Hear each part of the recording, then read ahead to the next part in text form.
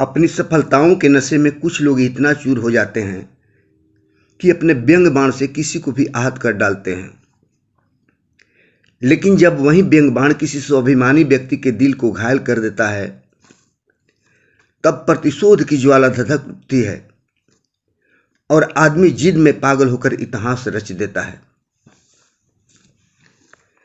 दोस्तों, मैं उमाशंकर सिंह प्रभात ज्ञान मंच के इस वीडियो में आप सभी का हार्दिक स्वागत करता हूं। आज मैं अपने इस वीडियो में भारत के महान उद्योगपति रतन टाटा और अमेरिका के महान कार निर्माता बिल फोर्ड की कहानी आप तक पहुंचा रहा हूं कि कैसे अपनी सफलता के नशे में चूर बिल फोर्ड रतन टाटा को इंसल्ट कर उसके सोए हुए जमीर को जगा डाला। लेकिन जब रतन टाटा की जिद की आंधियां चली तो फोर्ड जैसे विशाल कंपनी की नींवें हिला दी। तो आइए जानते हैं वो कहानी। रतन टाटा के ड्रीम प्रोजेक्ट से बनी टाटा इंडिका कार को मार्केट में अच्छी रिस्पॉन्स नहीं मिली, इसलिए कंपनी घाटे में जाने लगी। सभी शेयर होल्डर इस घाटे से उबरने के लिए इस प्रोजेक्ट को बेच देने के लिए रतन टाटा पर दबाव बनाने लगे। रतन टाटा इस प्रोजेक्ट को बेचने के लिए राजी नहीं थे, परंतु बिजनेस पार्टनरों के दबाव के आगे इन्हें झुकना पड़ा और इसे बेचने के लिए राजी हो गए। इस प्रोजेक्ट को बेचने के लिए उन्होंने अमेरिका की कंपनी फोर्ड से बातें की। फोर्ड के चेयरमैन बिल फोर्ड इस प्रोजेक्ट पर बात करने के लिए उन्हें अमेरिका बुलवाया। रतन टाटा अपने बिजनेस पार्टनरों को लेकर फोर्ड के मुख्यालय अमेरिका गए। पहले तो फोर्ड वालों ने इन लोगों के साथ कोई रिस्पेक्टेड व्यवहार नहीं किया, बल्कि मीटिंग में यहां तक कह डाला कि जब तुम्हें पैसेंजर कार बनाने की कोई आइडिया ही नहीं है, तब तुम इस बिजनेस में इतना पैसा क्यों लगाया? मैं तुम्हारी इस प्रोजेक्ट को खरीद कर तुम पर बहुत बड़ा एहसान कर रहा हूं।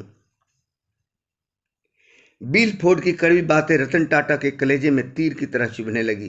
पूरी दुनिया रतन टाटा के उसूलों को बखूबी जानती है कि वे कितने स्वाभिमानी तथा अपने धुन के पक्के हैं।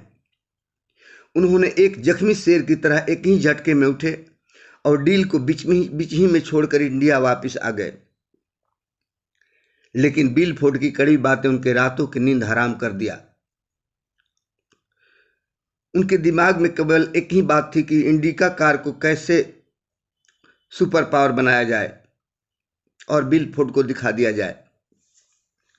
अपनी बेचैनी के आलम में टाटा मोटर इस प्रोजेक्ट पर काम करने वाले सभी कर्मचारियों की एक मीटिंग बुलाई और उन लोगों को अनुरोध करते हुए कहा कि टाटा इंडिका हमारी ड्रीम प्रोजेक्ट है। मैं इसको सुपर पावर के लग्जरीज कार के रूप में देखना चाहता हूं। मेरा यह सपना आप लोगों के हाथ में है। इसके लिए जो भी सहायता चाहिए, मैं सब कुछ देने के लिए तैयार हूं। फिर क्या था, इस प्रोजेक्ट पर काम करने के लिए रिसर्च का काम शुरू हो गया। सालों रिसर्च के बाद सभी कर्मचारी अपने अपने काम में जी जान से जुट गए। रतन टाटा भी इसके लिए दिन रात एक कर डाला। कहते हैं कि जब किसी चीज को पाने की जिद हद तक बढ़ जाती है, तब आदमी अपने जुनून में पागल होकर इतिहास रच देता है। रतन टाटा के दिल में भी वही आग लग चुका था। वह पूरी तरह ठान चुके थे कि मुझे बस सक्सेस चाहिए तो चाहिए। आखिरकार इंडिका का नया वर्जन V2 लॉन्च हुआ। जैसे कि हर बिजनेस में होता है, कुछ शुरुआती झटकों के साथ जब यह कार बिजनेस आगे बढ़ा तो रिकॉर्ड तोड़ कारों की सप्लाई हुई।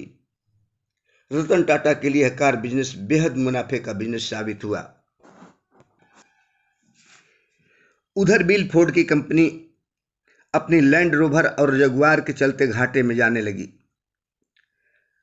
2008 आते आते फोर्ड दिवालिया होने की कगार पर पहुंच गई। रतन टाटा वक्त की नजाकत समझते हुए बिल फोर्ड से बातें की कि अगर आप इस दोनों प्रोजेक्ट को बेचना चाहते हो तो मुझे बेच दो। मैं इसे खरीद कर पूरी पैसे देने के लिए तैयार हूं। बिल फोर्ड खुशी खुशी से बेचने के लिए तैयार हो गया। आखिर जिस तरह रतन टाटा अपने पार्टनरों को लेकर अमेरिका गए थे, ठीक उसी तरह बिल फोर्ड अपने सदस्यों को लेकर टाटा मुख्यालय पहुंचे। दोनों पक्ष की मीटिंग शुरू हुई। मीटिंग में यह तय हुआ कि 93,000 करोड़ में लैंड रोवर और जगुआर की दोनों प्रोजेक्ट टाटा की होगी। बिल फोर्ड ने इसे खुशी खुशी स्वीकार कर लिया और पिछली बातों को दोहराते हुए, याद करते हुए शर्मिंदगी के साथ कहा कि आपने दोनों प्रोजेक्ट खरीदकर मुझ पर बहुत बड़ा एहसान किया है। इसके लिए आपको बहुत बहुत धन्यवाद।